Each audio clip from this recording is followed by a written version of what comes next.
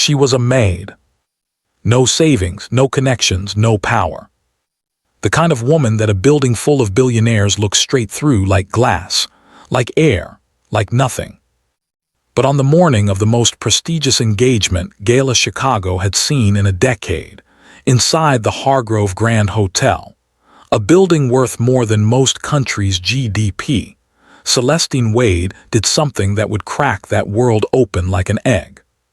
She defended a filthy, silver-haired old woman that everyone mocked, a woman slumped against a dumpster in a service alley, wearing a coat whose lining had long surrendered, eating a sandwich she hadn't asked for from a girl who couldn't afford to give it. The hotel's head of catering snapped his fingers at that old woman like she was a stray dog. A junior staffer laughed. The security team was already being called. And Celestine, a temp maid, one wrong move away from losing the only job keeping her mother alive on machines in a hospital, stepped directly between them and that woman. Didn't flinch, didn't calculate, didn't move. What nobody in that alley knew, what Celestine didn't know, was that the trembling woman she had just shielded with nothing but her body and her voice was Marvella Hargrove, the missing mother of the billionaire who owned every floor of the building they were standing behind. A mother who had been writing letters to her son for 8 months, letters he never received. A mother who had been found, again and again, by private investigators, investigators who were then quietly paid to report back with nothing. A mother who had been threatened, erased, and thrown out onto the street not by a stranger, but by the beautiful, immaculate, soon-to-be-announced fiancée of the son she had been desperately trying to reach. And that same fiancée, she was upstairs right now, in this very hotel, wearing a dress that cost more than Celestine's mother's entire medical debt, smiling at caterers, believing completely that she had already won. So here is what you need to ask yourself right now, before this story goes 1 second further. What kind of woman throws a mother away like trash to protect a lie she built on top of a son's grief? What kind of maid with nothing, absolutely nothing, to her name, stands in the way of that kind of power? And what happens to both of them when the billionaire who has been searching for his mother for 17 years looks out a window and sees the maid who found her first? Stay right where you are, because this story is not what you think it is. It is so much darker, so much more devastating. And before part 1 is over, you will hate one woman with everything you have and love another with everything that's left. Let's go. The Hargrove Grand Hotel did not merely stand in downtown Chicago, it presided. 47 floors of pale limestone and mirrored glass rose above the Michigan Avenue corridor, with the particular arrogance of structures that have never needed to justify their existence. On ordinary mornings, the building caught the earliest light off Lake Michigan and scattered it across the pavement in cold, prismatic shards, and the people who walked through those shards rarely looked up. You did not look up at things that made you feel small. You adjusted your collar and walked faster and pretended the smallness was a weather condition that would pass. This was not an ordinary morning.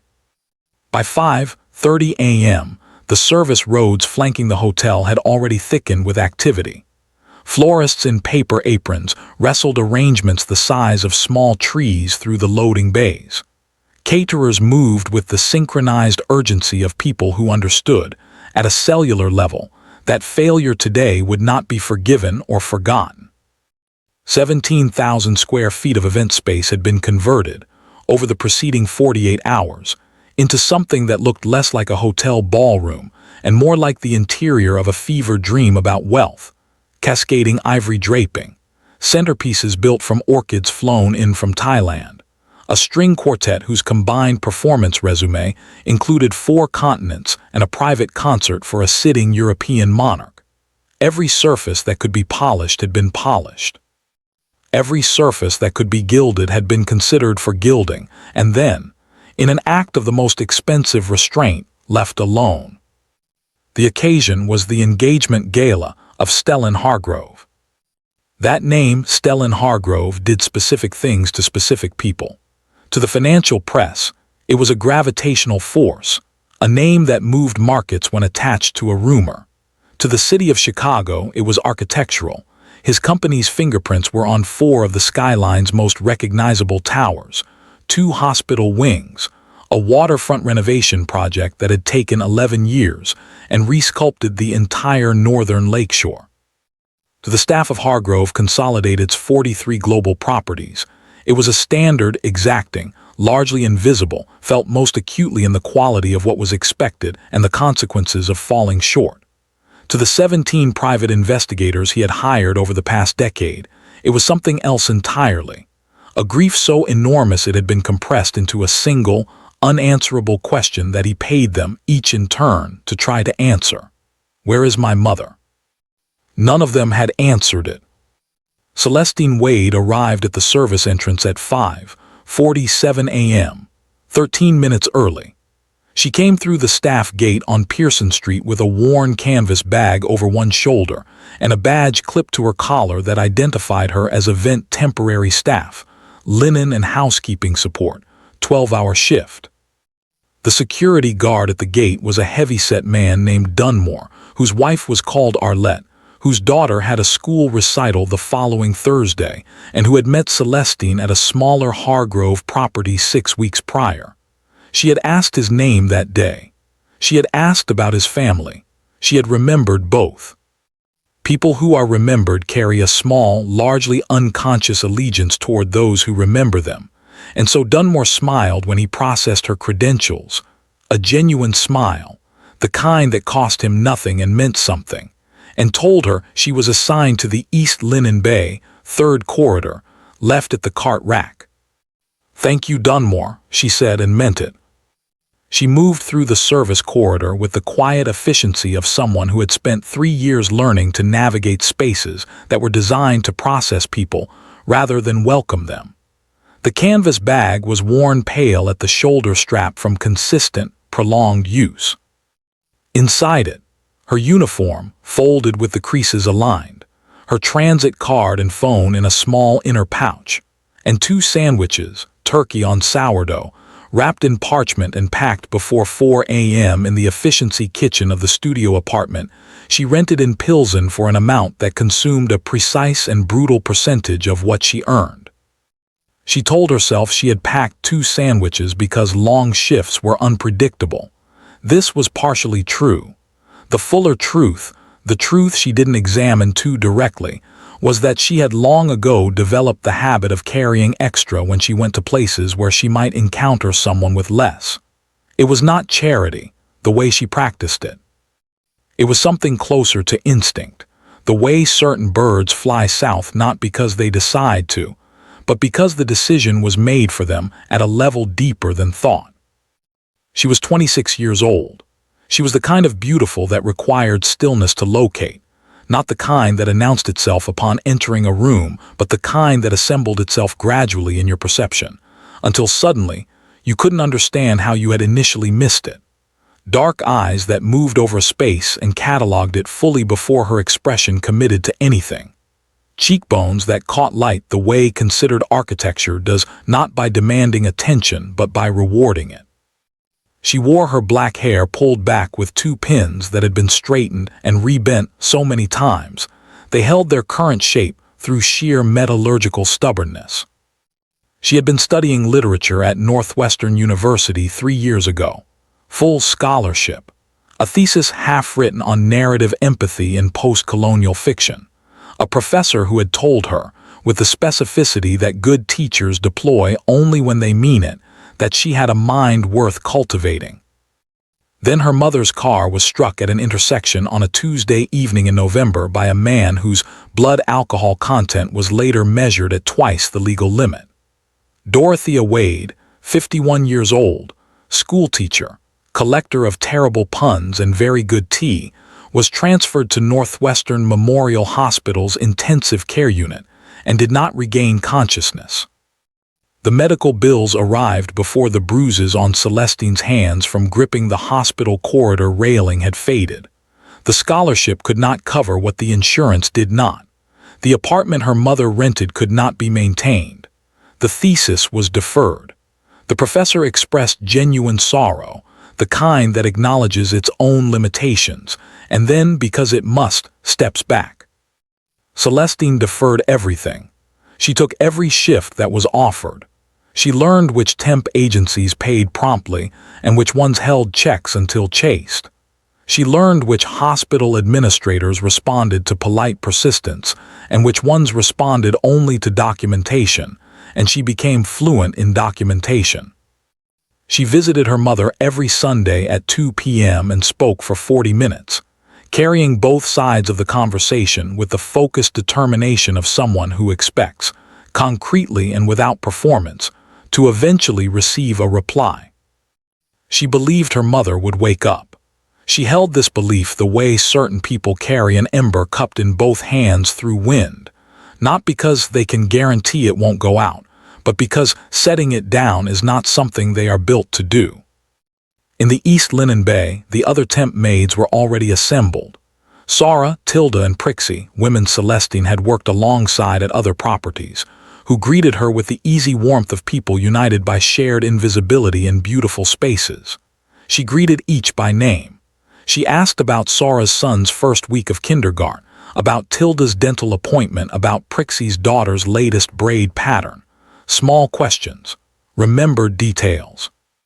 The women responded the way people always did when Celestine asked, with a slight brightening, as though a lamp had been turned up somewhere behind their eyes.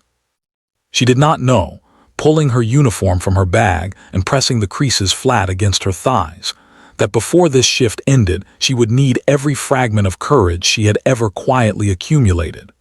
She did not know that the extra sandwich in her bag was not extra at all, that it had a specific, waiting recipient, and that the act of handing it over would set in motion a sequence of events that would alter the architecture of her life completely. She knew none of this. She clipped her badge straight, checked the time, and walked toward the morning. The service alley that ran along the eastern flank of the Hargrove Grand Hotel was not meant to be seen.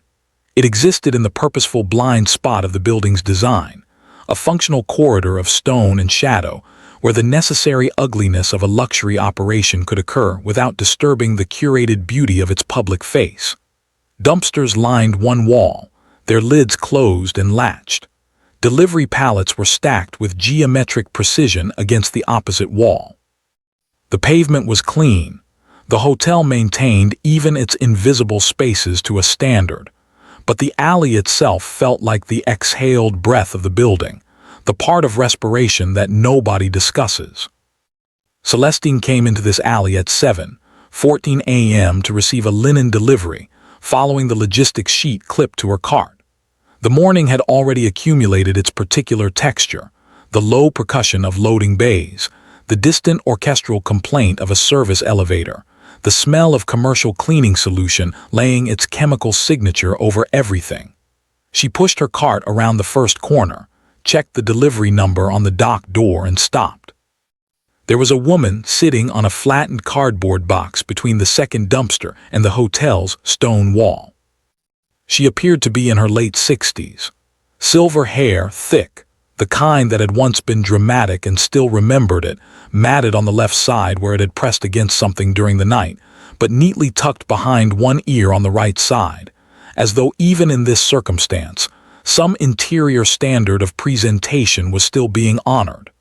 Her coat was camel-colored wool, or had been once. It was the kind of coat that communicated its original price even now, through its ruin, the cut still architectural, the lapels still holding their structure, but the lining showed through a tear at the left cuff, and the hem carried the dark waterline of pavement contact. On her feet were shoes that did not match the coat in their current condition, sensible flats that had walked considerable distances since their last maintenance. Her hands were folded in her lap. This detail registered first, before the coat, before the hair, before any other detail. The deliberate composure of those folded hands, resting on her knees with the patience of someone who has made peace with waiting and does not intend to be observed making it. She was not begging. She was not performing distress. She was sitting, as though she had simply chosen this particular square of Chicago as her current coordinates and was occupying it with the quiet authority of someone who has long since stopped needing external permission to exist. On her left wrist, catching the thin morning light that reached the alley at this angle, was a gold bracelet. Thin, simple, engraved. From where Celestine stood, the engraving was too small to read. But the bracelet was real gold, not plated, not costume, the particular warm depth of color that only age and quality produce together. It was the single most incongruous detail in the entire composition of this woman, and it lodged itself in Celestine's attention the way small, true things do. Celestine left her cart, exactly where it was, and walked over. She crouched down so that she was below the woman's eye level rather than above it, a small adjustment, the kind of spatial courtesy that most people would not think to make, that Celestine made without deliberation. "Ma'am," she said quietly, "are you all right?" The woman looked at her. Her eyes were a deep, settled brown, the eyes of someone who had spent a very long time watching things carefully. There was no fear in them and no performance of dignity. There was simply a person looking at another person deciding how much of the truth to offer. "Just resting, sweetheart," she said. Her voice was measured, the diction precise even through its fatigue. "Have you eaten?" A pause of the specific duration that means no, not recently. Celestine reached into the canvas bag hanging from her cart and removed one of the two wrapped sandwiches. She held it out. The woman looked at it, then at Celestine. "I can't take your food." "I made two," Celestine said, without blinking, without the microsecond hesitation that distinguishes a planned lie from a spontaneous kindness. The statement was delivered with such complete, unperformed certainty that it did not invite interrogation. It simply closed the question. The woman took the sandwich. She unwrapped it slowly, with the careful hands of someone who had once handled things carefully as a matter of habit and still could not abandon the habit despite everything. She took one bite, and then she closed her eyes for a moment, and something in the set of her shoulders shifted, not collapsed, but released, the way a held breath releases when the body finally overrules the mind's decision to keep holding on. Her name, Celestine would learn in a few minutes, was Marvella. She did not yet know that this name, Marvella, was the answer to a 17-year question that a man upstairs had been paying investigators to find. She did not yet know that the bracelet on the woman's wrist read M+R, forever, and that the R stood for Reginald, and that Reginald had been dead for 15 years, and that this woman had been wearing his initial against her pulse every day since, because some loves do not negotiate with endings. She did not yet know any of the architecture beneath this moment. But she knew the woman was cold. She knew the woman was hungry. She knew the woman had tucked her own hair behind one ear even in this alley, even this morning, because some people maintain themselves as an act of private dignity that has nothing to do with audience. These were sufficient reasons. While Marvella ate, Celestine stood and completed the linen check at the dock door, moving between tasks with the practiced efficiency of someone who has learned that kindness and competence are not competing demands but complementary ones. She signed the delivery sheet, loaded the first set of linens onto her cart, and returned to the space beside the woman. "How long have you been out here?" she asked. Marvella finished her bite before answering. "Since last night, I arrived on the evening bus." She paused. "I know someone in this city, someone I needed to see, but I wasn't able to reach him." The careful phrasing of that sentence, "arrived on the evening bus," "needed to reach him," carried the compressed weight of a much larger story. Celestine recognized this. She did not pull at the thread. People offered what they were ready to offer, and pulling produced not revelation but closure. "Is there somewhere I can help you get to?" Celestine asked. The woman looked at her for a long moment, evaluating not the offer but the person making it. People who have been failed by enough offers develop a refined sensitivity to the difference between a kindness that is real and one that is performed, and Marvella's evaluation was thorough. "Not at the moment," she said, But thank you, child. A pause. What's your name? Celestine. Celestine. The woman repeated it as though testing the weight of it. That's a name worth keeping. She met Celestine's eyes with the particular directness of someone who has decided to offer one true thing in return for another.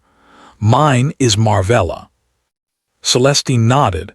It's good to meet you, Marvella. She gathered her cart and continued the delivery.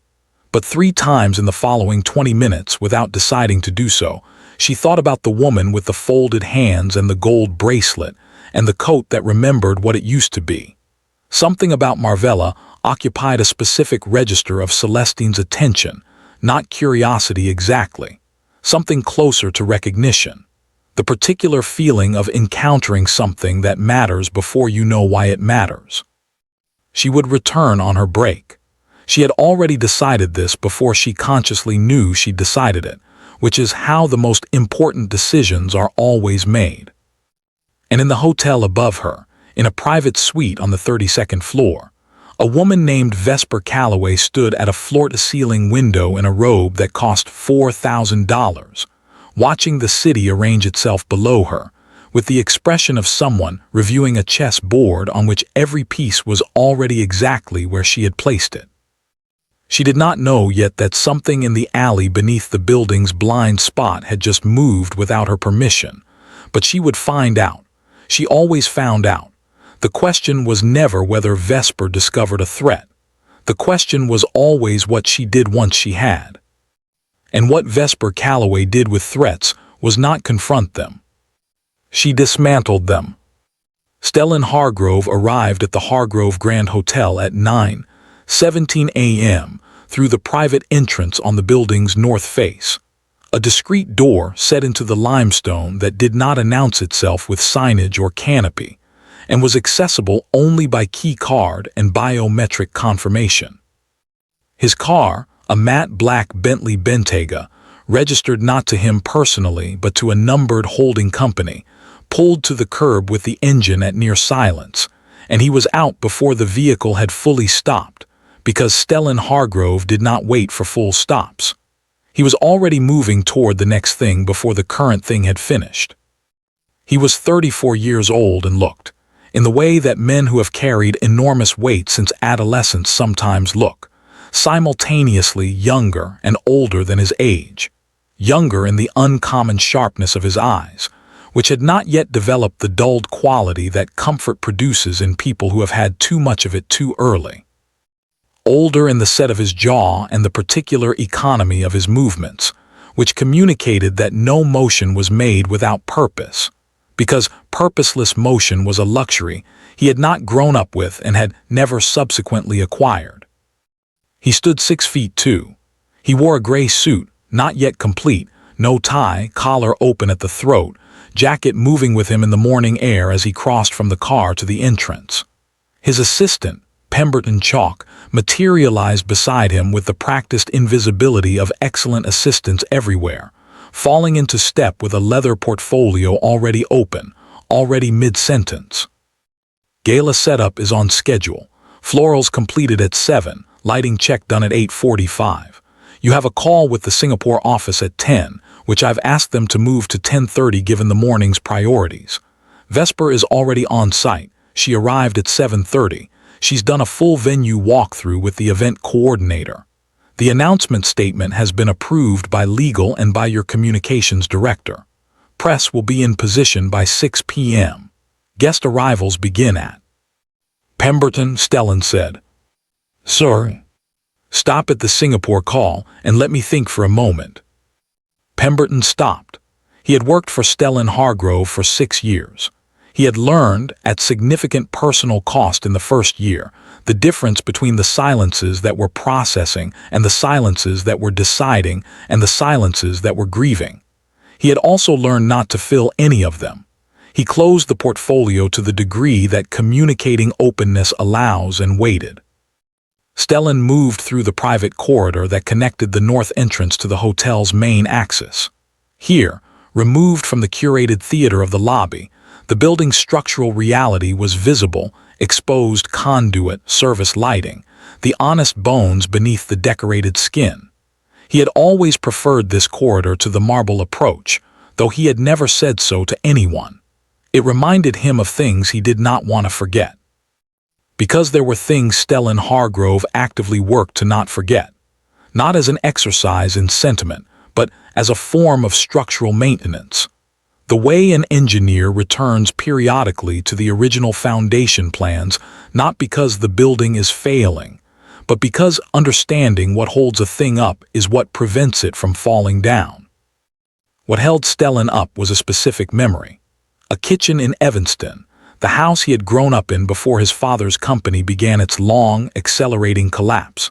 His mother at the stove on a November morning, white gardenias in a blue glass vase on the windowsill above the sink. Her specific domestic ritual, fresh gardenias every Monday, sourced from a florist on Central Street who held them for her when the delivery came in on Sundays. The smell of them reaching all the way to the front door. His mother humming something she never named. His shoes untied as always because he could never remember to tie them, which she always noticed and never minded, crouching down to tie them herself before school even when he was old enough to do it, because she had once told him it was her favorite small act, an act that required her to hold still for a moment and look at him all the way down to his feet. Her voice, saying his name, Stell. Not Stellan, Stell the way only she said it.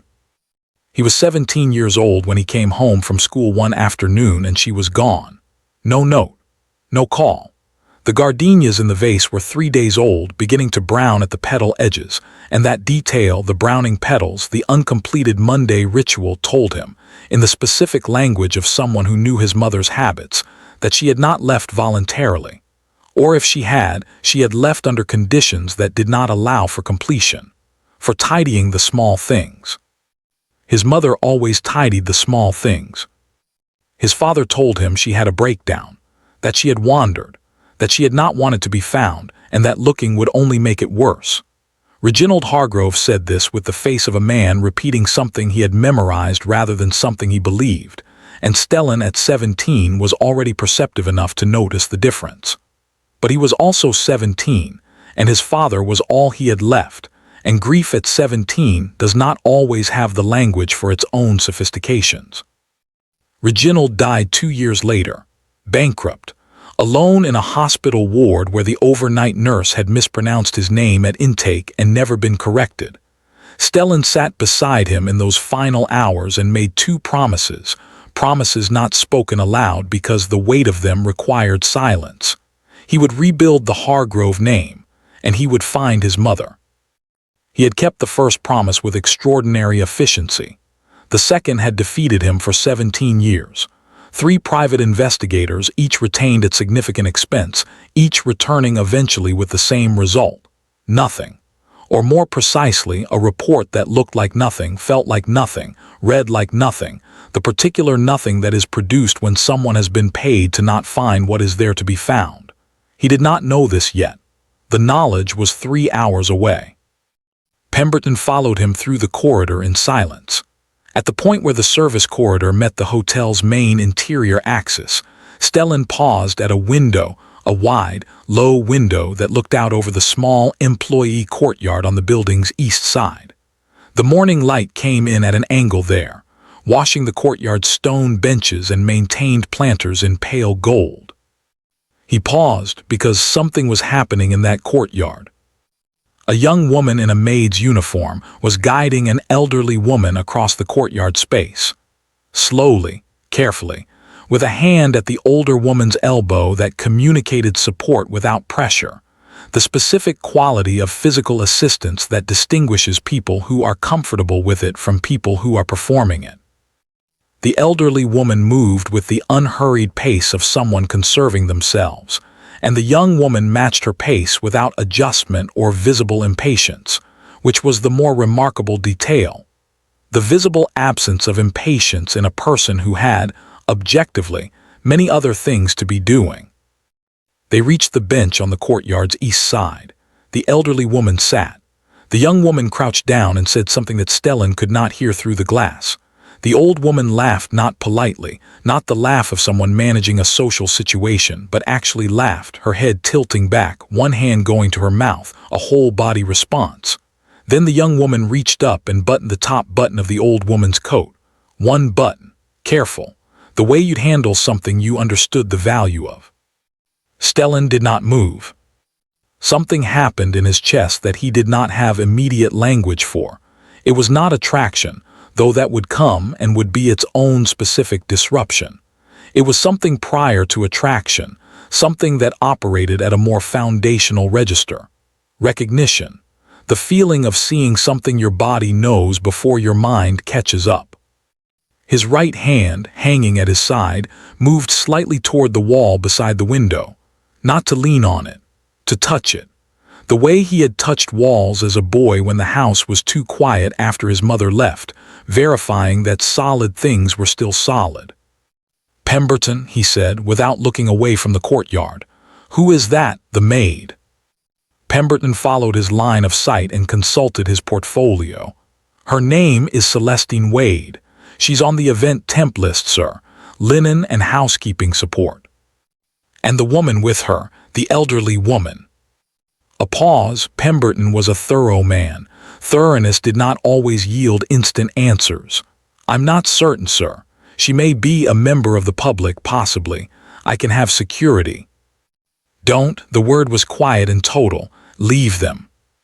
Pemberton made a small note because he made notes of everything, including the things that seemed smallest and turned out largest. "Of course." Stellan stood at the window for 3 more seconds. The young woman was now walking back toward the service entrance, her cart before her, moving with the brisk competence of someone returning to work. The old woman sat on the bench with her hands folded in her lap, the same folded hand composure that the young woman's posture somehow had responded to and honored. Something about the entirety of what he just observed, the unhurried gentleness of it, the complete absence of performance, the buttoned coat button, moved through him like a key turning in a lock he had forgotten he was carrying. He walked on. He had meetings, he had a gala, he had an announcement to make. But twice in the following hour, without deciding to, he thought about the button on the old woman's coat and the hand that had fastened it. Vesper Calloway moved through the Hargrove Grand Hotel's event, spaces the way water moves through a channel it has carved for itself, with the appearance of effortlessness that conceals the enormous pressure that produced the path. She had arrived at 7:30 a.m. in a car service that was not the hotel's, wearing a dress the color of warm ivory that cost $11,000 and had been selected not for beauty, though it achieved beauty with contemptuous ease, but for the specific impression it would make at the correct moment in the correct light. She understood light. She understood impressions. She understood, with the technical precision of someone who had studied the mechanics of other people's perception the way engineers study load-bearing systems, exactly what she looked like from every angle and in every context, and she arranged herself accordingly. She was 31 years old. She was the kind of woman who made other women understand, immediately and viscerally, why the word formidable existed. Not because she was unkind in surface manners. She was, in surface manners, impeccable. It was something beneath the surface, something in the particular quality of her attention, the way her eyes moved over a room not to enjoy it but to assess it, cataloging exits and advantages and vulnerabilities with the speed of someone for whom this assessment had long since become automatic. She had grown up in Milwaukee, the daughter of a mid-level insurance adjuster and a woman who worked retail management and had very specific ideas about what their family was not and what it might become. From her father she had inherited nothing useful. From her mother she had inherited the understanding that the distance between where you are and where you intend to be is navigated not by waiting, but by engineering, by the careful, patient construction of the conditions that make the desired outcome inevitable. She had studied finance at the University of Wisconsin, graduated second in her class, and spent 3 years in a consulting firm in New York that specialized in corporate acquisitions, where she discovered that her greatest professional talent was not financial analysis, but something the firm did not have a line item for: the ability to identify what a person wanted most, at the level beneath what they said they wanted, and to position herself as the provision of it. She was extraordinarily good at this. She was so good at it that she left the firm at 26 and began applying the skill at a different scale. She had met Stellan Hargrove at a charity auction in New York 2 years ago. She had done her research before attending. She had known the trajectory of his grief, the missing mother, the failed investigators, the particular vulnerability of a powerful man who had constructed everything except the thing he needed most. She had positioned herself with patience and precision. She had learned his coffee order, his contractual pressure points, the specific gesture, a hand against his sternum, that settled him when the grief thinking about his mother began rising. She was perfectly calibrated, because she had studied him the way a jewel thief studies a vault, not with admiration but with professional thoroughness, mapping every locking mechanism, every alarm, every interval between security checks. What Stellan provided was not love, though she produced the conditions for love with technical virtuosity. What Stellan provided was the complete transformation of everything she had ever been denied. The name, the position, the category of existence that made the Milwaukee retail management apartment recede so completely into the past that it became an abstraction she could look at without recognizing herself in it. This morning, she walked through the ballroom with the event coordinator, a thin, nervous man named Presley who communicated primarily through anxious clipboard adjustments. She noted the placement of each floral arrangement, confirming against the schematic she had memorized, not consulted, memorized, the night before. At the east arrangement, she stopped. The florist's assistant was making final adjustments to an installation that included white gardenias positioned near the outer edge, where the light hit them most directly. "Remove the white gardenias," Vesper said pleasantly. The florist's assistant looked up. They're part of the original design, Ms. Calloway, the client specifications." "I'm aware, remove them." She maintained the pleasant register precisely. "They're Stellan's mother's favorite flower. He becomes emotional when he sees them, and today should not be an emotional day for him. It should be a celebratory one." She smiled at the assistant. "I know his heart. This is a kindness." The assistant removed the gardenias. Presley made a small note. Neither of them examined too closely the oddness of the explanation, why a celebratory day should be protected from any emotional association with a missing mother rather than allowed to hold both things simultaneously. The explanation had the shape of consideration, and so it passed. But Vesper's voice, when she said it, had been flat in the way that a sky is flat before specific weather. The assistant noticed this somewhere below the level of articulation and spent the next hour being inexplicably uneasy without knowing why. Ord Fenwick appeared at her elbow as she moved into the next corridor.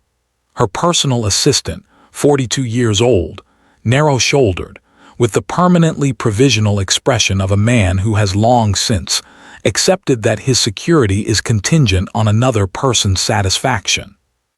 Before she had fully turned to him, he was already mid-report. "Everything is on schedule. The announcement statement has been cleared. Your dress for the evening arrives at 3, alterations confirmed. The photographer has the agreed shot list." He paused. There's one thing." Vesper continued walking. "Say it." Near the service entrance on Pearson early this morning, one of the loading managers reported a vagrant on the property, an elderly woman. She's currently in the employee courtyard on the east side. Another pause. The managers didn't remove her because, apparently, one of the temp maids intervened, a Celestine Wade. Vesper walked 2 more steps before she stopped. Turned. Looked at Ord with the quality of attention that required him, every time, to resist taking a step backward. Describe the elderly woman, she said. Ord described what the loading manager had described: silver hair, camel coat, thin gold bracelet.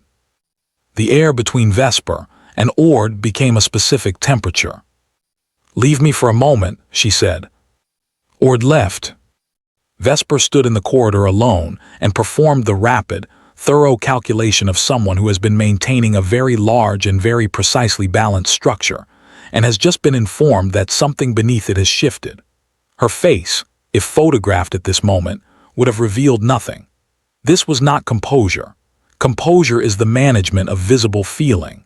What Vesper's face revealed in this moment was something prior to feeling, pure computation, the face of a machine assessing a system anomaly. She knew who Marvella Hargrove was. She had always known. She had been knowing and managing for nearly 3 years. She had intercepted 2 letters. She had reached the investigator Stellan retained 14 months ago through a third-party contact and arranged for his report to return empty. She had constructed, with the systematic patience that was her greatest gift, a complete information barrier between a son and his mother. A wall so smooth and so well maintained that Stellan had long since stopped believing there was a door in it. Marvella was supposed to be in Indianapolis. There was a woman there, a former church acquaintance who had taken her in, who received a monthly anonymous payment through 3 intermediary accounts to continue taking her in and to discourage any outbound communication from her residence. That arrangement had apparently developed a failure point. Vesper took out her phone. She dialed a number. When it answered, she said, in a voice so pleasant it was terrifying, "I need you to find out what happened in Indianapolis. Today, within the hour." She paused. "And I need Ord to give me everything there is on a temporary hotel employee named Celestine Wade. Everything, by noon." She hung up. She looked at herself in the corridor mirror. A tall, ornate thing in a gilt frame. The kind of mirror that was designed to show people at their most impressive. She looked at herself for exactly 4 seconds, making one small adjustment to the angle of her necklace. Then she walked toward the ballroom to continue her review. Presley, jogging to catch up, did not notice that the quality of her calm had changed, that it had become the kind of calm that is maintained not by the absence of pressure, but by the presence of absolute intent. He would not have known what to do with the information, even if he'd had it. Nobody in this building would. Celestine's break began at 10:05 a.m., 20 minutes, logged with the shift supervisor at the linen station, a brisk woman named Harrogate who communicated primarily in single syllables and managed, despite this, to convey an entire spectrum of meaning. 20 minutes was not long. It was long enough. She carried nothing back to the courtyard except herself. The second sandwich was already gone, given to Marvella 2 hours earlier, and she had not replaced it with anything from the staff room vending, because the vending machine charged $3 for items that were worth $1, and $3 was $3. She sat on the bench beside Marvella in the October morning light and did not perform any particular reason for being there. She was there because she had decided to be there, and that was sufficient. Marvella looked better. Not better in condition, the coat was still what it was, the fatigue beneath her eyes still carried the depth of more than one difficult night, but better in something less physical, steadier. The way certain people become steadier when they have been seen by someone who was genuinely looking. "You came back," Marvella said. "I said I would," Celestine replied. The older woman studied her with those careful brown eyes. "People say they'll come back." "I know," Celestine said, and didn't add anything to it. They sat for a moment in the particular comfortable silence that exists between people whose interaction has already passed the point of requiring performance. The courtyard around them maintained its contained morning rhythm, an HVAC unit cycling on and off on the building's exterior wall, the distant sound of the kitchen loading bay, a sparrow conducting brisk and unambiguous business along the planter edge. Marvella spoke first, not the way people speak when they have decided to speak, but the way things surface when they have been held under pressure long enough, with the quality of inevitability rather than choice. I had a garden, she said, years ago, in Evanston, not large, enough for gardenias and 2 rose bushes and a kitchen herb section that my husband called excessive and raided constantly. The smallest paws, white gardenias. I kept them in a blue vase on the kitchen windowsill every Monday, fresh ones. There was a florist on Central Street who held them for me from the Sunday delivery. Her hands moved slightly in her lap, a small unconscious gesture tracing something that wasn't there. My son used to come home and smell them from the front door. He'd drop his bag. He always dropped his bag directly at the door, never hung it, never set it down anywhere sensible, and he'd call my name, like it was the best word he knew. Celestine did not look away. She did not fill the silence with affirmation or comfort noise. She simply listened with the particular quality of attention that is its own form of care, total and unhurried. "What's his name?" she asked. Marvella's hand stilled. "Stellan." The name moved through Celestine and registered, somewhere beneath conscious thought, against something she had heard that morning, the name of the building's owner, the name attached to the gala upstairs. The connection formed at a subterranean level and did not yet surface. It would, but not yet. "Where is he now?" Celestine asked. "Somewhere I cannot reach him," Marvella said, with the precision of someone describing a geographical distance that has nothing to do with miles. Someone made sure of that. She said it plainly, without bitterness, which made it more devastating than bitterness would have. Bitterness is a response. What Marvella expressed was beyond response. It was simply the statement of a condition that had existed long enough to become landscape. Celestine looked at the older woman's wrist, the gold bracelet. In the courtyard light she could read it now, M+R forever. "Your husband?" she asked, nodding toward it. Marvella touched the bracelet with one finger, the automatic touch of the long-habituated. "Reginald, he's been gone 15 years, a breath. He wasn't a perfect man. He made choices at the end of his life that I couldn't be present for. His business failed. He was ashamed in a way that men of his generation were ashamed, which meant he turned inward and away from the people who needed his face to be toward them." She paused. "But he loved me. In his best moments he loved me very well. And his best moments were frequent enough that I chose to stay for all of them." She looked down at the bracelet. "I keep this because it was true when it was given. What came after doesn't undo what was true." Celestine absorbed this. She thought about her mother, about the voicemail from the nurse she had not yet had time to return, about the particular labor of continuing to love someone who could not currently love you back, the discipline of it, the way it required you to generate from within yourself, the portion of the exchange that the other person could not provide. "My mother is in a coma," Celestine said. 3 years. She was hit by a drunk driver." Marvella looked at her sharply, not with pity, with attention. "I visit every Sunday and talk to her for 40 minutes. I carry both sides of it." Celestine paused. "People think that's sad.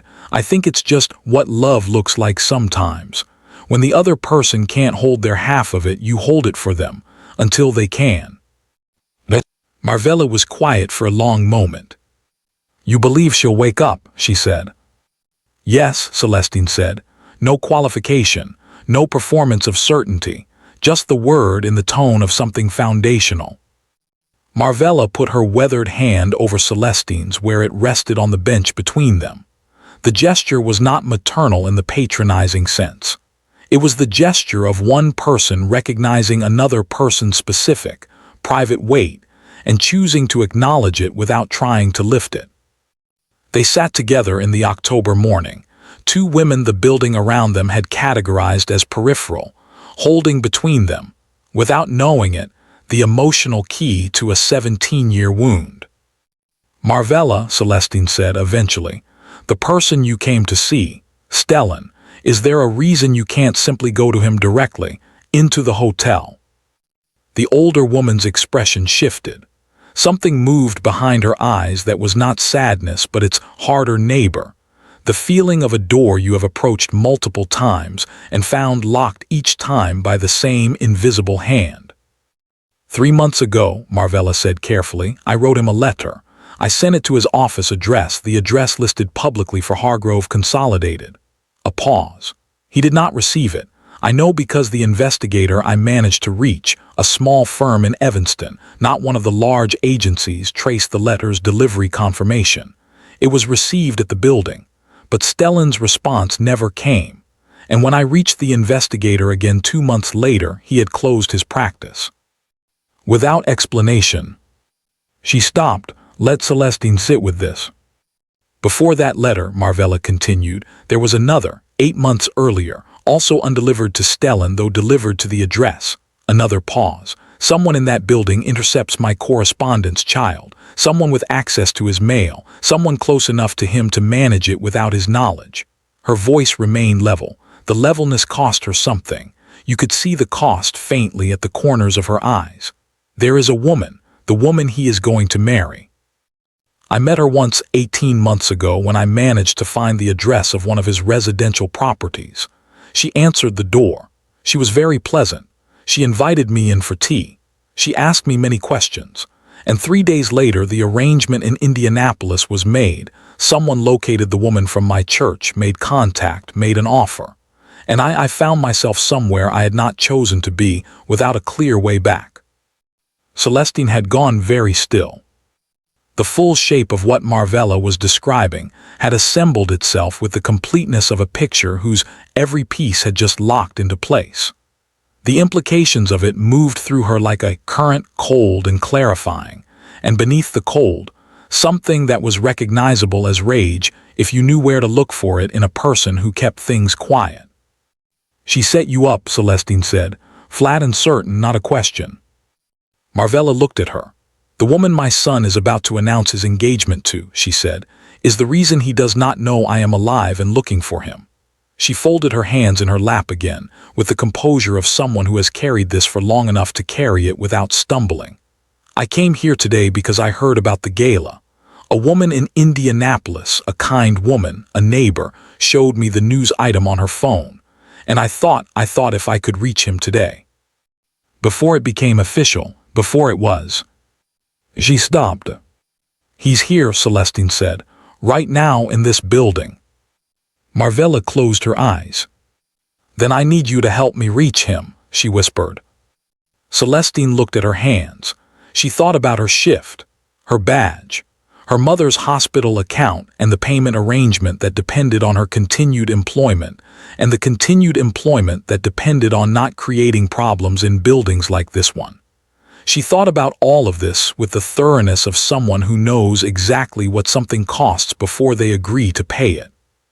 Then she looked at Marvella, at the bracelet, at the folded hands, at the woman who had tucked her own hair behind her ear in an alley at dawn because some interior standard of dignity does not negotiate with circumstances. Stay on this bench, Celestine said. Don't move. Don't speak to anyone who approaches you before I come back. She stood, smoothing her uniform. I'm going to find him. She had not yet made it back to the linen station when the confrontation happened. At 10:31 a.m., Fitch Orving, the hotel's head of catering, came through the service corridor's east exit for what was technically a surveillance walk and practically a smoke break. A cigarette held below the sight line of the exterior cameras in the manner of a man who has been told repeatedly that smoking on hotel property is a terminable offense and has determined that the camera's geometry creates a workable loophole. He was a wide man, 53 years old, with the particular self-possession of someone who had built minor authority over a 20-year period and had come to regard that authority as a personal attribute rather than a professional assignment. He wore his lanyard outside his jacket and walked with his chin at an angle that communicated, without language, that the spaces he entered rearranged themselves to accommodate him. He came around the east exit corner into the partial view of the employee courtyard and saw Marvella on the bench. He stopped, assessed, turned his chin to a slightly higher angle. Hey, he said, And then when Marvella looked at him with those settled eyes, "Hey, you can't be here. This is private property." He snapped his fingers, not at someone to get their attention, at someone to produce motion, the gesture of a person who has ordered animals or perceived animals to move, the finger snap carrying in its sound the entire compressed history of who he considered Marvella to be. Breck, the junior catering staffer who had materialized at Fitch's elbow with the quick, eager attendance of someone still auditioning for approval, produced a sound between a cough and a laugh. "Was she here all night?" he said, too loudly. "She smells like—" "She is a person." The voice was not loud. It did not need to be. Celestine had come back around the corner of the east exit path at the precise moment Fitch snapped his fingers, returning from an errand adjacent to her original, intended route to the linen station. She had seen the snap. She had heard Breck begin his sentence. She had placed herself, without a running calculation and without a dramatic pause, between Fitch and Marvella, standing with the particular stillness of someone who has decided completely and cannot be undecided by social pressure or the awareness of professional consequences. Fitch turned. His chin came down slightly, recalibrating to the new element in the situation. He looked at her credential badge, temp staff. He looked at her face, young. He looked at her expression, not afraid. That last detail was the one that produced the particular quality of irritation that comes from encountering resistance where none was expected or budgeted for. "Excuse me," he said. "She is a person," Celestine said again, at exactly the same volume, which was worse for Fitch than if she had raised it. "She is sitting quietly on a bench. She is not on the guest path. She is not obstructing any service route. She is resting." A pause that was not a dramatic pause but simply the natural interval before the next true statement. "If there is a policy that requires her to move, I will walk her to the public bench on Meridian Street myself. But you will not snap your fingers at her, and you will not speak to her the way you were about to." The courtyard had become very quiet. Two kitchen staff who had been moving past on a perpendicular path had slowed and then stopped, held by the specific gravity of a confrontation that has arrived at a genuine still point. Fitch looked at Celestine for a long moment. He was assembling a response. The assembly process was visible in his face in the way that the working of an exposed mechanism is visible when its casing has been removed. "Your temp staff," he said finally. "Event cover one day. I'd think very carefully about making yourself memorable in the wrong way." "I'm thinking carefully," Celestine said. "I've thought. My position is the same." Breck made another sound, less confident this time. The sound of someone who has been following another person's lead and has just noticed that the person ahead of them is standing at the edge of something. Fitch looked at her for 3 more seconds. Then he turned, said nothing further and walked back through the service exit. Breck followed, at a distance that suggested he was establishing, in case it became necessary, that he had always been some distance from this situation. The courtyard settled. The two kitchen staff members moved on. One of them glanced back at Celestine once, briefly, with an expression that was something between respect and the concern you feel for a person you've just watched do something admirable and costly. Celestine turned back to Marvella. The old woman was looking up at her with eyes that were wet, not spilling, not performed, simply at the surface, the way water reaches the top of a container when it has been completely filled. "You didn't have to do that," Marvella said. "I know," Celestine said. She sat on the bench again. Her heart was moving faster than her face showed. She had learned, over 3 years of navigating systems that were not built for people like her, to maintain a surface that did not report accurately on everything happening beneath it. "You could lose your position here," Marvella said. "I could," Celestine agreed. "And you still—" "I believe," Celestine said, with the calm of someone reading from something internal, "that how you treat people when it costs you something is the only version of how you treat people that counts." She looked at Marvella, Everything else is just behavior when it's convenient. Marvella was quiet for a moment. Then she said, in a voice that had gone somewhere older and quieter, "You remind me of someone." "Who?" Marvella looked at her with an expression that the audience recognizes before Celestine does, the expression of a woman looking at the kind of person she would have chosen for her son. Carefully, thoroughly, the way you look at something you have been looking for without knowing you were looking for it. "Someone I used to know," Marvella said softly. "Someone I hope still exists in the world." Celestine did not press. She had learned when not to press. But later, much later, when she understood what Marvella had meant, she would think back to this moment on the bench, to this sentence, and she would understand that it had not been vague at all. It had been one of the most precise statements anyone had ever made about her. She stood. "I need to go back to the linen station before I lose more than just this shift." She looked at Marvella. "I meant what I said. I'm going to find Stellan. I'm going to find a way to get to him. Just stay here." Marvella reached up and put her hand briefly on Celestine's wrist. The same gesture as before. The weight of it was different now. Before, it had been acknowledgement. Now it was something closer to trust, the specific, significant trust of someone who has been failed by enough people to know the cost of extending it and extends it anyway. "Be careful," Marvella said. "I will," Celestine said, and then, "Marvella, the bracelet, M+R, what does the R stand for?" The old woman looked down at it, touched it once. "Reginald," she said. "My husband." A pause. "His father's name was also Reginald, and his father's name before that." She looked up. "Our son was supposed to carry it forward. We were going to name him Reginald IV. But the night he was born, I looked at him and he didn't look like a Reginald. He looked like someone who needed a name that was entirely his own." The smallest smile, the first full smile, not managed, not careful. "So we called him Stellan, and he was." Celestine walked back to the linen station. The name had surfaced now, completely, fully assembled. She walked fast. Vesper found Marvella at 11:12 a.m. She had sent Ord ahead to confirm the old woman's location, the employee courtyard, East Bench, still there, and had then dismissed him and walked to the courtyard herself, alone, because what she needed to accomplish in the next 4 minutes required no witnesses and could not be documented in anyone else's memory of events. She came through the courtyard's south entrance at the measured pace she used for every space she entered, not fast, which communicated urgency, and not slow, which communicated uncertainty, but exactly the speed of someone who knows precisely where they are going and has already determined the outcome of arriving. She wore the ivory dress.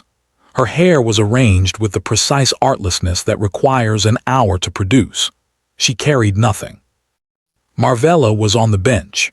She heard the footsteps and looked up, and the warmth that had been present in her face all morning, accumulated through Celestine's kindness, through the conversation, through the small dignities of the past hours, extinguished itself. Not gradually, immediately, the way a lamp goes when the power cuts. "Hello, Marvella," Vesper said pleasantly. "You," Marvella said. Just the word, the way a judge says a single word that contains an entire verdict. Vesper crouched to the old woman's level, mirroring, with technical precision, the posture that Celestine had used earlier. The gesture looked identical. It was entirely different. Celestine had crouched because it was more respectful to be below someone's eye level. Vesper crouched because eye level is where you deliver things that need to be received without the buffer of hierarchy. It was the same position in service of the opposite intention. "You shouldn't be here," Vesper said, in the tone of someone saying something unfortunate but necessary, the tone of a doctor delivering a difficult truth rather than a captor enforcing a boundary. "I don't know how you got from Indianapolis to Chicago, we'll discuss that, but today is not a day that belongs to you, Marvella. This is Stellan's day." "I'm his mother," Marvella said, quietly, completely. "I know you are." Vesper's voice maintained its pleasantness with the discipline of extraordinary training. "And I know how much that means to you. Which is why I'm going to speak to you clearly, because I respect you enough to do that. She paused. Stellan is happy. He has built something extraordinary. He is finally at a point in his life where he can celebrate rather than rebuild, and today is that celebration. If you appear like this at this event, it will not be the reunion you're hopping for, Marvella. It will be a scene. It will hurt him. It will hurt the day. And it will make it very easy for people to frame what's happening as the reappearance of a disturbed woman who disappeared 17 years ago and has now turned up making claims at her son's most important public moment. The words were beautifully arranged, each one carrying just enough truth on its surface to make the poison inside it harder to identify. Marvella sat very still, listening to the architecture of what was being built around her. A wall assembled from plausible materials, each brick individually justifiable, the wall itself a trap. You intercepted my letters, Marvella said, statement, not accusation. The difference mattered. Statements require response. Accusations can be deflected. Vesper looked at her for exactly the right amount of time before answering. I managed information that I believed would cause him pain before he was ready to process it. I will let you characterize that however you choose. A pause. What I will not let you do is walk into this hotel today and detonate everything he has built on the foundation of a grief you were responsible for creating. The words were deliberate, responsible for creating, shifting the origin of the grief, repositioning Marvella from victim to cause. It was precisely done. The investigator, Marvella said. In Evanston, you reached him. I ensured that Stellan didn't receive information about your whereabouts before he was in a position to process it safely, Vesper said. Each word chosen, none of them technically false, all of them engineering a reality that had nothing to do with the truth. Marvella looked at her. Those settled brown eyes, which had watched things carefully for 68 years, moved over Vesper's face with the thoroughness of assessment. She was looking not at the surface, but at the mechanism, the same way you look at a wall and wonder what's being built behind it. He has been looking for me for 17 years, Marvella said. That is not grief he cannot process. That is love he has not stopped giving. Her voice was level. And you know this. You have always known this, which means everything you have done has not been to protect him. It has been to protect your position. The courtyard held its breath. Vesper's expression did not change, but something behind her eyes moved just once, just briefly, the way a very controlled person's eyes move when a true thing lands on them. She absorbed it, filed it, did not allow it to produce visible effect. Leave, Vesper said. The pleasantness was gone, not replaced with coldness, replaced with nothing, which was worse.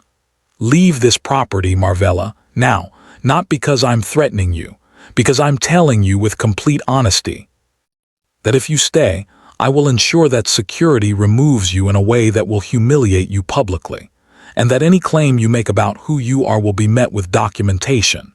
Documentation I have prepared, suggesting that you have experienced significant psychiatric episodes in the past 3 years, which makes your current claims, however sincerely made, impossible for a responsible party to act on without verification. She let this settle.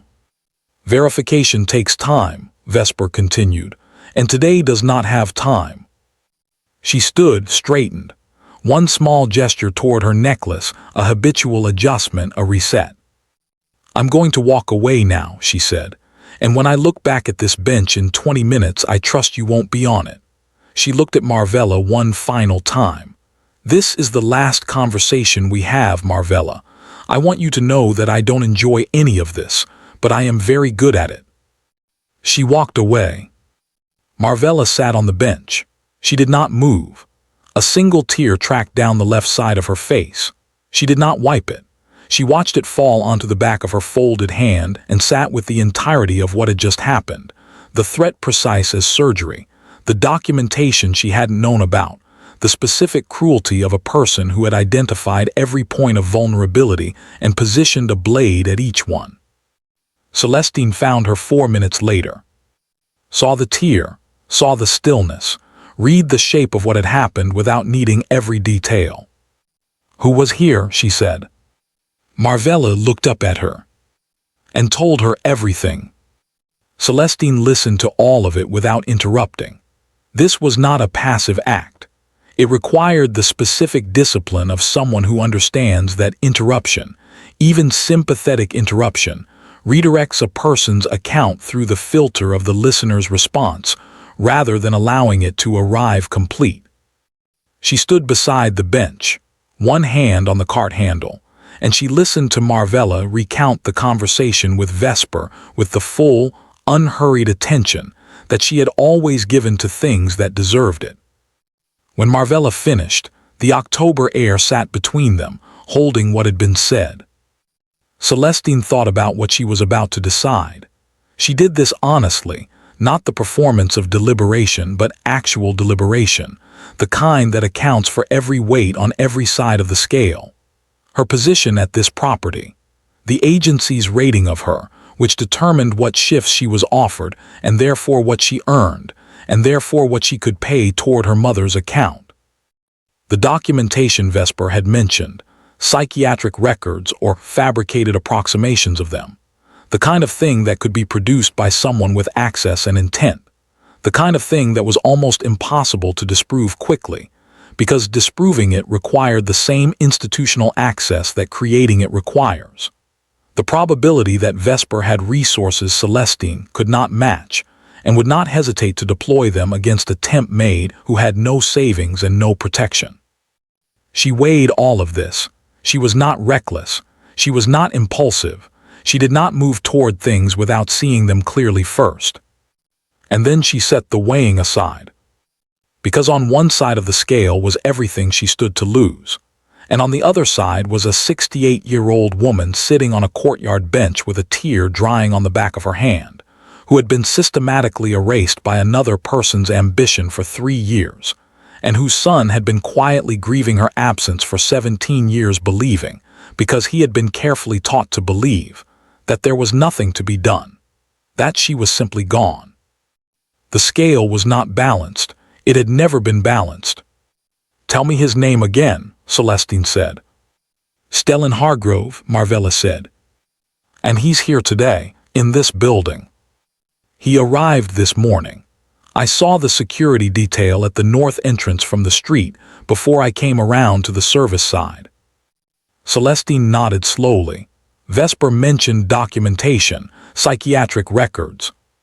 She said she had prepared documentation. "Prepared," Celestine repeated. The word was important. Prepared documentation was fabricated or curated documentation. It had not been assembled reactively. It had been held in readiness, which meant Vesper had anticipated that Marvella might appear, had prepared for this scenario before it occurred, had maintained, as a standing measure, a set of materials designed to discredit his mother in the event she surfaced.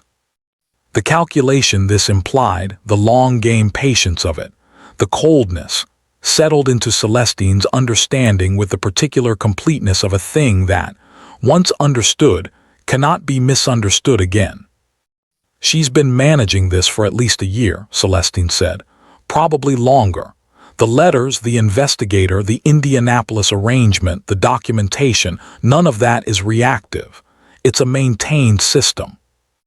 Marvella said nothing. She had known this for some time. It was different, hearing it named by someone who had arrived at the knowledge independently. It made the knowledge more solid somehow, less like a wound and more like a fact. "I need to reach Stellan," Celestine said, "without going through anyone who reports to Vesper or through any channel she might have visibility into." She paused, thinking. "His personal assistant. Pemberton Chalk, his name is on the internal communications board in the staff room. If Pemberton has been with him long enough, he knows what the search for Marvella means to his employer. That's the right door." She straightened. She looked at her watch. She had 11 minutes left of her break, after which she was due at the linen rotation on the 3rd floor, a supervised task with a staff lead who logged absences against credentials. Missing it had consequences. She was aware of this. She incorporated it and continued. "Stay on this bench," she said to Marvella, for the second time this morning. The repetition was not accidental. The first time it had been instruction. This time it was a covenant. "Celestine," Marvella said, "if Vesper discovers you've gone to Stellan directly." "I know," Celestine said. "She has something prepared on everyone she considers a threat. She mentioned your name to her assistant this morning. I heard her say it before she came to the bench. Celestine Wade." Celestine absorbed this without expression. It meant Vesper had already begun, had already identified her from the alley confrontation as a variable that required management. The machinery was already running. This information did not change Celestine's decision. It changed her timeline. "Then I have less time than I thought," she said. She looked at Marvella. "I know your son has been looking for you for 17 years. I know there are letters he never received and an investigator who was paid to find nothing and documentation designed to make you look too unstable to be believed. I know that the woman upstairs has been maintaining all of this with a level of deliberation that most people would call extraordinary, and that I call by a different word." She paused. "What you need me to do right now is hold all of this long enough to get it to the one person who has the authority to do something about it." She was moving before she finished the sentence. At the staff room, she stopped at the internal directory board. Pemberton chalk. Extension listed. Location: Personal Assistant Suite, Executive Corridor, Floor 32. She could not call from the staff room phone. Calls from staff extensions to executive corridors were logged and routed through the front desk operator, which meant Vesper or her people could have visibility. She went to Dunmore at the service entrance instead. She leaned against the counter and looked at him with the directness she always used, no preamble, no decoration. "Dunmore, I need a favor. I need you to pass a message to Mr. Hargrove's personal assistant, Pemberton Chalk, directly, not through the front desk. By going to the 32nd floor yourself, on a pretext, and telling him that a member of the temp staff needs 2 minutes with Mr. Hargrove about something personal that concerns him at the level he'll understand." Dunmore looked at her. He was a perceptive man who had spent many years at security posts watching people's eyes to determine what was happening behind them. What was happening behind Celestine's eyes was not anxiety. It was purpose, the quality of a person who has decided something true and is moving in the direction of it. He thought about the recital, about Arlette, about the name Celestine had remembered when she had no professional reason to remember it. He thought about what it means when someone extends you a small dignity, what it means to be remembered. "Give me 5 minutes," he said. Pemberton Chalk appeared at the service entrance at 10:58 a.m. He was a lean, precise man who wore his suit as though he had been assembled inside it, and he moved through the building's service corridor with the small, careful steps of someone who was not accustomed to this part of the building, and was managing his discomfort without displaying it. He found Celestine waiting exactly where Dunmore had told him she would be, beside the East Service Corridor junction, still in her uniform, her hands at her sides, not checking her phone, not rehearsing anything visible, simply present. He looked at her with the evaluative steadiness of someone whose job required accurate assessment of people at speed. "You're Celestine Wade," he said. "Yes." "You told the security officer this concerns something Mr. Hargrove has been searching for, at a level he'll understand." He paused. "Those were the words you used." "Yes." "What does that mean specifically?" "It means I need to tell him directly," Celestine said. "Not through an intermediary, not through a message. 2 minutes, that's all." Pemberton studied her. In 6 years of working for Stellan Hargrove, he had intercepted hundreds of people attempting to reach his employer through unconventional channels. People with investments, with claims, with grievances, with proposals. He had become extremely accurate at identifying which of those people had something real and which had something constructed. The distinction lived not in what they said, but in the specific quality of what they didn't say. The unnecessary details that constructed people added, the justifications they preloaded, the evidence they brought to the door before the door was open. Celestine had brought nothing except the statement that the matter concerned something Stellan had been searching for. She had not named what. She had not elaborated. She was not managing him. She was simply asking for access with the confidence of someone who knows that what they're carrying is sufficient reason. "Stay here," Pemberton said. He returned to the executive corridor and opened the door of the private meeting room where Stellan was reviewing the gala's announcement statement with his communications director. He waited at the threshold until Stellan looked up. "Sir," a pause waited with intention. "There's a member of the event temp staff who's asking for 2 minutes. She wouldn't specify the nature of the matter. She said to tell you it concerns something you've been searching for at a level you'd understand." The communications director looked between them with the expression of someone who recognizes they are in the wrong room. Stellan looked at Pemberton for exactly 3 seconds. In those 3 seconds, something moved across his face that Pemberton had seen before, the specific quality of attention Stellan produced when the subject of his mother arose, the sharpened stillness, the slight controlled quality of breath. "Give us the room," Stellan said to the communications director. He met Celestine in the private corridor adjacent to the meeting suite, alone. Pemberton stationed himself at 20 feet, facing away, close enough for safety and far enough for the conversation to be private, the positioning of an assistant who understands his role completely. Stellan looked at Celestine. She was still in her uniform. She had not prepared a speech. She met his eyes with the direct, unhurried quality that he had noticed through the window, and that was, this close, more striking than it had been from a distance. The absence of deference in her manner was not rudeness but something more specific. The self-possession of a person whose identity is not contingent on external approval. He recognized her, from the courtyard window, the woman who buttoned the coat. "You have 2 minutes," he said. His voice was the voice he used for important things, quiet, stripped of performance. "Your fiancé has been intercepting correspondence between you and your mother," Celestine said. "Letters your mother sent to your office address, at least 2 of them over the past 8 months. She also reached the investigator you retained 14 months ago and arranged for his report to return empty.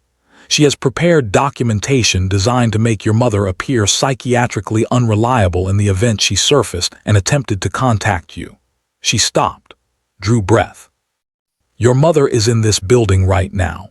She arrived in Chicago on last night's bus. She came because she heard about the gala.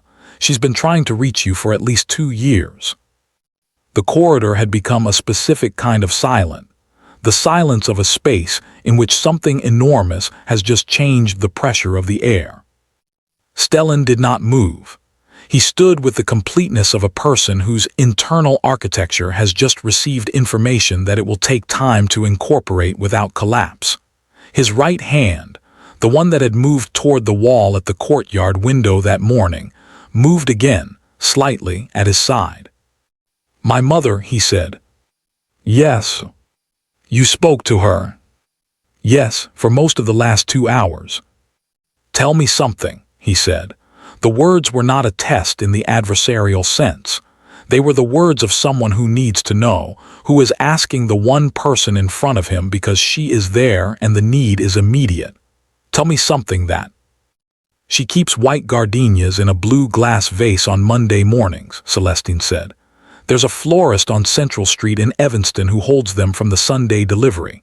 You dropped your bag at the front door every day after school and never hung it, and she never minded because tying your shoes was her favorite small act. It made her hold still and look at you all the way down to your feet." A pause. "She calls you Stell, not Stellan, Stell. She says it was always the best word in the English language." Stellan's hand found the wall next to him. He did not lean, he touched it.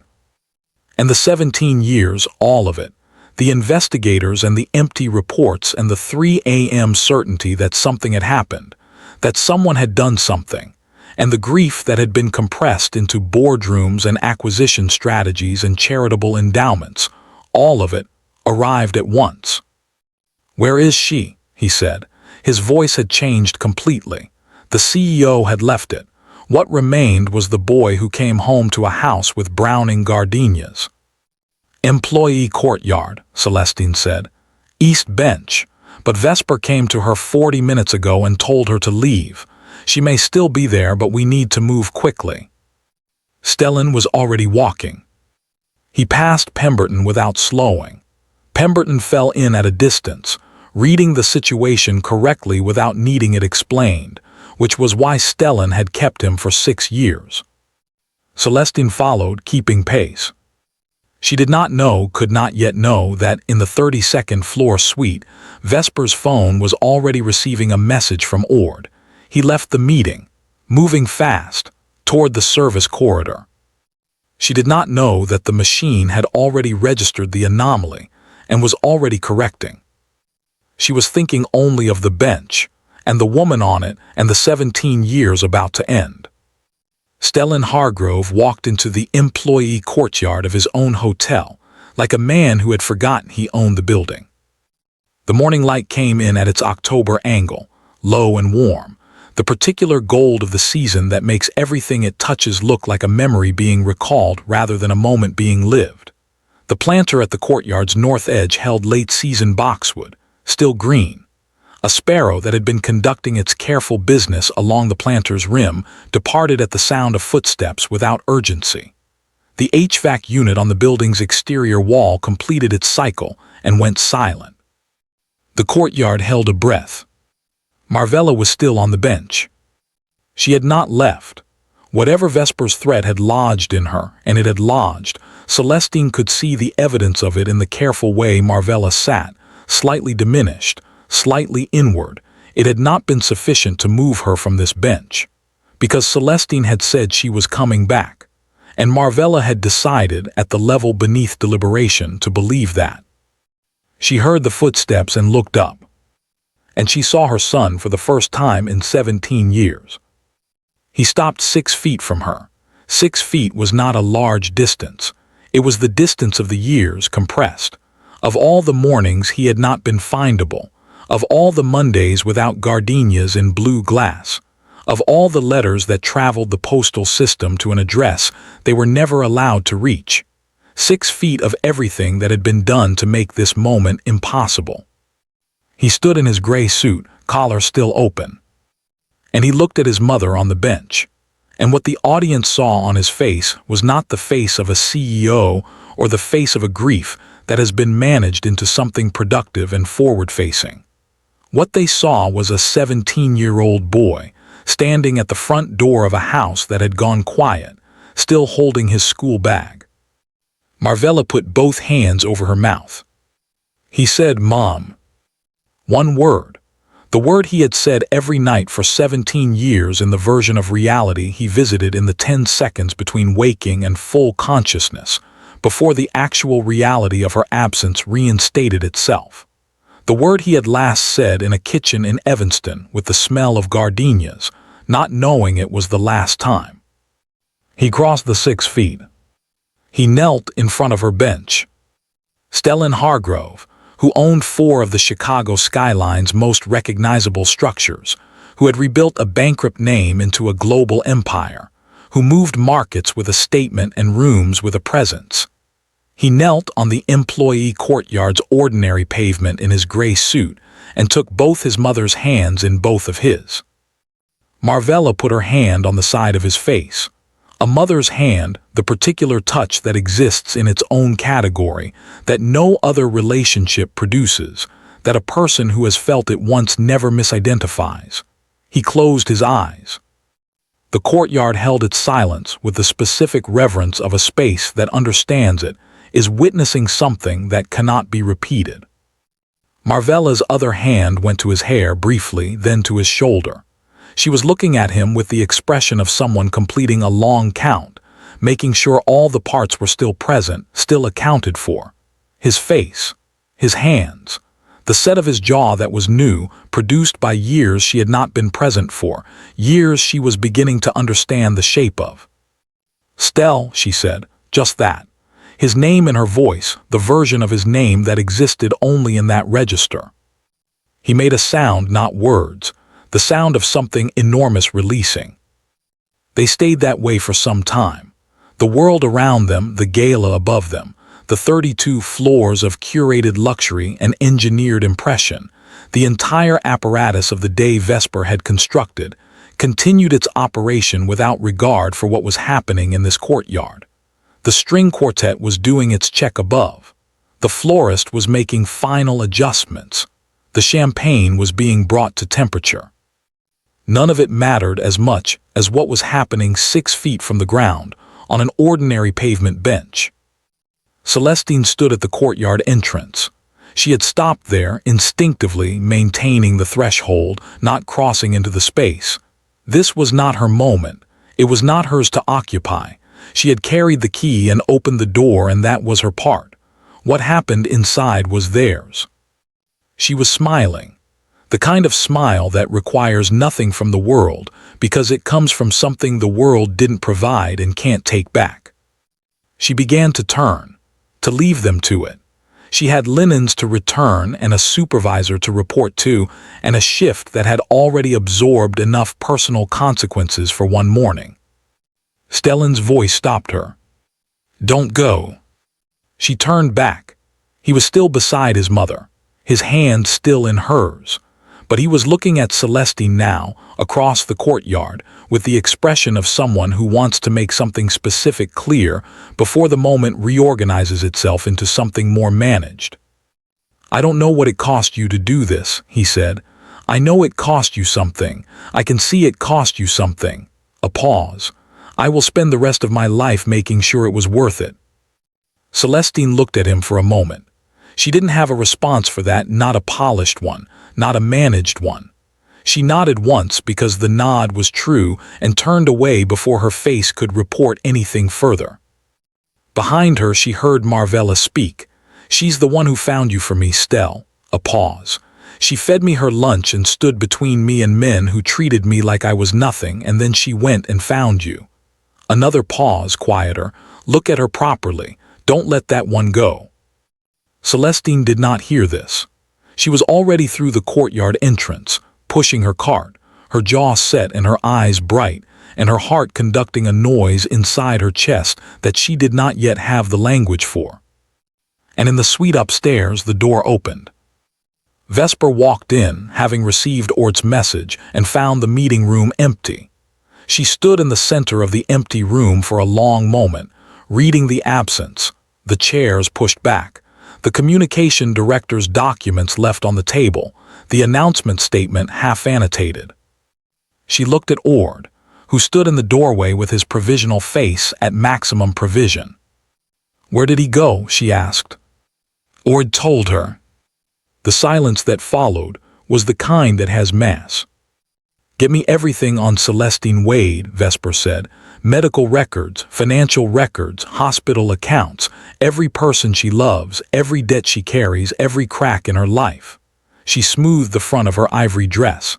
"She thinks she just won something." A pause, the smallest, coldest smile. "I want to be the one to teach her what losing actually looks like." She walked past Ord into the corridor.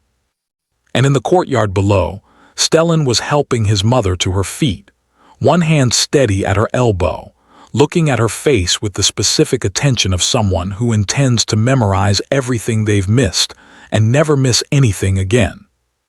The day was breaking in 2 directions simultaneously. And Celestine was walking straight down the middle of it, not yet knowing what was coming for her.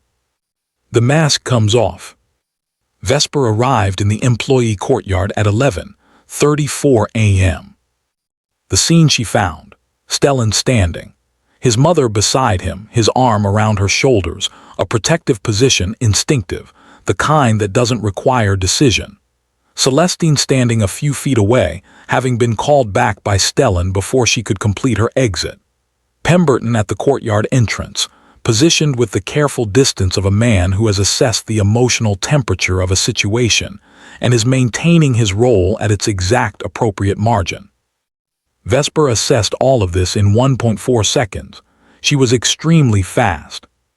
Then she did something extraordinary.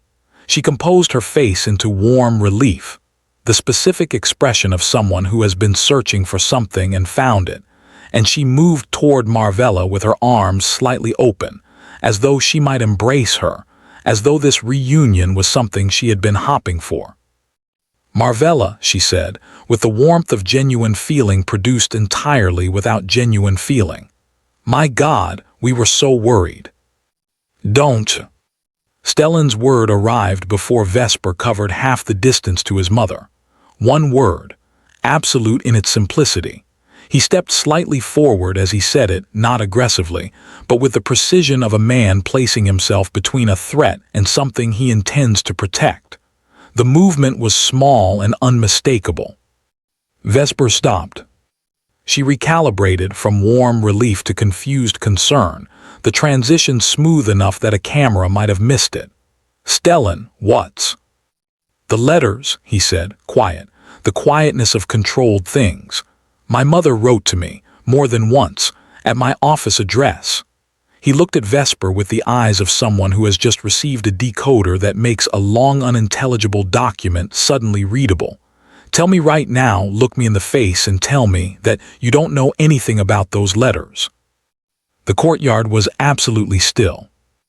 Vesper looked at him for the duration of a calculation that could not be performed visibly and had to be performed instantly. She had, in this moment, two available strategies. The first was full admission wrapped in justification. "I did it to protect you. I was managing your pain. I made a judgment call from love." The second was redirect, move the frame off herself and onto Celestine, whose credibility could be attacked on the grounds of her position, her motive, her access to this private family matter. The first strategy risked Stellan's anger but preserved the relationship's materials. The second strategy preserved her position longer but required Stellan to choose, in real time, between 2 years of her and 2 minutes of Celestine. She chose the second, because it was faster, because she was in a time-constrained situation, and because her read of Stellan had always been that his trust was empirical. He trusted what he had experienced, and he had experienced 2 years of her against 40 minutes of a maid he had never met. She turned to Celestine. "You," she said pleasantly. The pleasantness was a weapon. A hotel maid inserts herself into a billionaire's private family matters, and we're all simply accepting this. She let her gaze travel briefly over Celestine's uniform, then returned to Stellan. "I don't know what she told you, Stellan. I don't know what arrangement she has or what she was offered or who put her up to this. But you have known me for 2 years. You have known her." She allowed a small pause for 40 minutes. The words landed with calibrated precision. The silence after them was not empty. It was working, doing the work Vesper intended it to do. Stellan looked at Celestine. It lasted 3 seconds. Celestine held his gaze without movement, without defending herself, without filling the silence with protest or explanation, or the performance of innocence that guilty people produce and innocent people sometimes feel compelled to imitate. She said, "Ask your mother." Every head turned to Marvella. Marvella had been watching Vesper with the expression of someone who has been presented with a piece of theater they have seen before and recognized from its staging. She had watched the warm relief approach. She had heard the recalibration to confused concern. She had heard the pivot to Celestine, and she had sat with all of it, and she had waited for the moment she was addressed. Now she looked at Vesper, and she looked at her son, and she said, with the particular quietness of someone who has been holding a truth under pressure for a very long time, and has at last found the correct moment to release it. "She came to me this morning on the bench. The woman your son is about to announce his engagement to came to me. She told me she had intercepted my letters. She used the word intercepted. That is the word she chose. She told me she had managed the investigator's report. She told me she had prepared documentation to make me appear psychiatrically unreliable. Marvella's voice did not rise. It did not need to. Its authority came from its composure, the composure of truth, which does not require elevation because it is not competing with anything. I am not confused. I am not unwell. I am your mother, and I am telling you what was said to me on that bench 30 minutes ago, word for word, because those words have been sitting in me since she said them, and I have had nothing to do but hold them until this moment. Vesper's smile did not move. But her eyes did.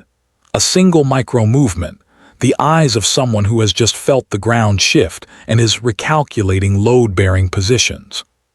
Stellan looked at Vesper. This look was different from any look he had given her in 2 years.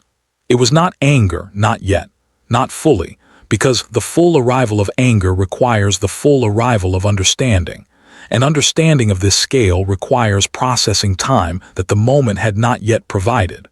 What it was something prior to anger and more permanent. The look of someone who has just seen the mechanism inside the object and cannot see the object the same way again.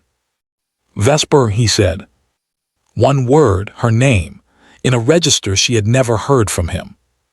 We should speak privately, Vesper said, controlled, recalibrating to next position. This is not the place for. Every investigator's report, Stellan said, as though she had not spoken. Every time they came back with nothing. The letters that never reached me. 17 years, he stopped, rebuilt. You've been with me for 2. How long has she been trying to reach me? Vesper said nothing. The nothing was its own answer. Pemberton, 20 feet away, had opened his portfolio and was writing something with the careful speed of a man creating a contemporaneous record. Celestine stood at the edge of the courtyard and did not move. She was watching Vesper with the specific quality of attention she gave to things she needed to understand completely. She was watching the mechanisms, the recalibrations, the repositioning, the extraordinary smoothness with which a person could continue to function under the weight of exposure. And she felt something she did not often feel, something she kept banked low, because it was not useful and she was always trying to be useful. She felt rage, clean and complete and sustainable, the kind that doesn't perform itself, the kind that waits. I want every investigation file, Stellan said to Pemberton without looking away from Vesper. Every report, every agency, everything going back to when I started looking. A pause. And I want the legal team, today, before this event proceeds another step. Vesper looked at him for a long, measured moment. Then she said, in a voice that had gone somewhere very still and very final, "You're making a decision based on 40 minutes and a maid, Stellan." "I'm making a decision," he said, "based on my mother's face." The gala was suspended at 12:09 p.m. Pemberton made the calls. The event coordinator was informed. The press contact was given a brief, professional statement. A private family matter had arisen requiring postponement that was designed to be insufficient to report on and complete enough to prevent speculation from filling the void too rapidly. The string quartet was released for the afternoon. The champagne was re-refrigerated. The 17,000-square-foot space that had been constructed to announce one future began its quiet dismantling, like a set being struck after a performance that had been canceled in preview. Vesper was not in the ballroom when this happened. She was in her suite on the 31st floor, standing at the window. Below her, Chicago continued its operation with the magnificent indifference of large cities to individual devastation. The lake, visible at the horizon, was the particular blue-gray of October water, flat and deep and completely unconcerned. Ord was in the room. He stood by the door with his provisional expression at its most provisional, the expression of a man who has been faithful to a person for a long time and has, in the past 2 hours, encountered the full scope of what he has been faithful to and has not yet determined what to do with that encounter. Vesper had not spoken since she came upstairs. She had stood at this window for 11 minutes, Ord had counted them because counting was something to do. She won't stop, Vesper said finally, not to Ord particularly, as a statement to the room.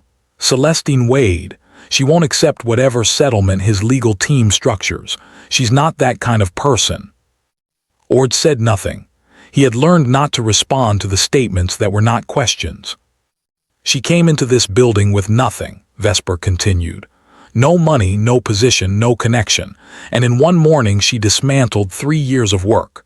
A pause. That's a specific kind of dangerous, the kind that doesn't know it's supposed to be afraid. She turned from the window. Her face was composed. This was not the composition of recovery, the composure of someone reassembling after shock. This was the composure of someone who had not been shocked, who had assessed, processed, and was now operating in the next phase of a plan that the current setback was already being incorporated into. The mother complicates everything, she said. As long as Marvella is present and coherent, Stellan has a direct source. I cannot manage a direct source. What I can manage is everything around it. She moved from the window to the suite's writing desk, a small, elegant piece, mahogany, the kind of surface on which deliberate things get written. She sat. She placed both hands flat on the desk and looked at nothing for a moment, the posture of someone loading a full mental inventory. Celestine Wade. Dorothea Wade, Northwestern Memorial, Room 4 East, coma patient going on 3 years. Hospital account in arrears. Insurance review pending. She looked at Ord. The insurance review we had initiated this morning. Ord's expression moved slightly. Not protest. Something prior to protest, the registering of a thing that would need to be processed later. She has a Northwestern student ID she never relinquished, Vesper continued, which means she has unfinished things. People with unfinished things have pressure points. She opened the desk drawer, removed a small leather notebook, the physical kind, not digital, because digital left traces in places she did not always control. She opened it to a clean page. The agency she works through. If her conduct rating is reviewed, her assignment availability contracts. If her assignment availability contracts, her income drops. If her income drops below the threshold. She did not finish the sentence. She wrote something instead. The hospital account. The insurance review gives us a window. If the review triggers a coverage gap, the hospital is required to initiate a financial assessment. A financial assessment at her current income level leads to a payment plan renegotiation that she cannot sustain without her current work volume. She wrote. The pen moved with the efficiency of someone who has done this kind of calculation before, not for Celestine specifically, but for other complications that needed to be managed. Her mother, Ord said very quietly. Vesper looked up. Her mother is in a coma, Ord said. She visits every Sunday. She keeps the account current despite. I know, Vesper said. Her voice was neither cruel nor compassionate. It was the voice of an engineer discussing load-bearing specifications. Which means the account is the pressure point, not a punishment, Ord, a management tool. If Celestine is managing a financial crisis at the hospital, she is not managing a campaign against me. People who are surviving do not have the bandwidth to be insurgents. Ord stood very still. I need you to take 3 actions, Vesper said.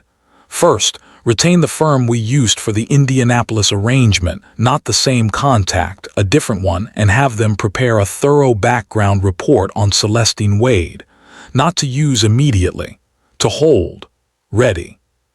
Second, contact the temp agency's client relations desk, anonymously, through the third-party communications account, and file a conduct concern regarding a staff member's inappropriate involvement in a guest's personal affairs at a recent event. Third, call the reference I have at Northwestern Memorial's administration and ask them to flag the Wade account for priority review, citing the